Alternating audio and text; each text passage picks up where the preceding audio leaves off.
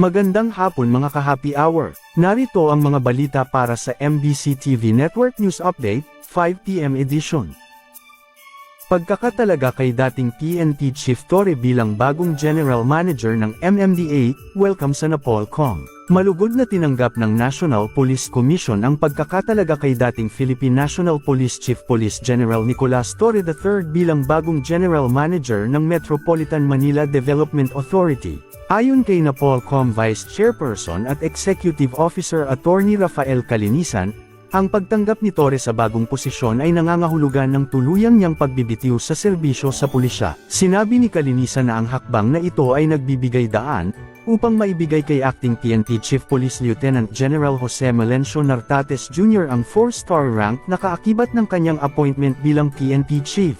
Dagdag pa niya, magkakaroon na ng linaw sa PNP dahil si Nartates, na aniya ang may full operational accountability at leadership responsibilities sa pambansang pulisya, nitong mga nakalipas na buwan. Matatandaang na-relieve si Torre bilang hepe ng PNP noong August 2025, ngunit hawak pa rin niya ang 4-star rank.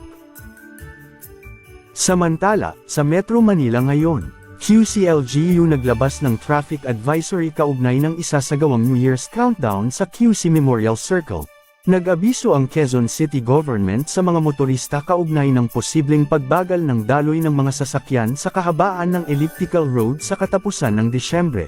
Ito ay dahil sa inaasahang pagdagsa ng mga manunood sa Quezon City Countdown to 2026 na gaganapin sa Quezon Memorial Circle sa susunod na Miyerkules, simula alas 4 ng hapon. Pinapayuhan ng mga motorista na dumaan sa mga alternatibong ruta. Magkakaroon din ng pedestrian stop-and-go scheme sa Elliptical Road PCA at sa QC Hall Gate 1 at 2. Tiniyak naman ng QCLGU na nakaantabay ang mga tauhan ng Traffic and Transport Management Department, Department of Public Order and Safety, Task Force Disiplina, Quezon City Police District, at Metropolitan Manila Development Authority para maisaayos ang inaasahang mabigat na trapiko sa nasabing lugar.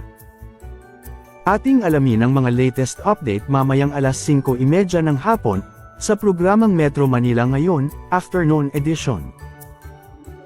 Bago tayo magtapos, mula sa bumubuo ng MBC TV Network News Update Year 1, maligayang Pasko sa inyong lahat, hangad namin ng isang masaya at payapang pagdiriwang ng Kapaskuhan sa inyong lahat. At yan ang mga balita para sa MBC TV Network News Update, 5 PM edition. Samahan ninyo kami bukas, mula alas 9 ng umaga, hanggang alas 5 ng hapon.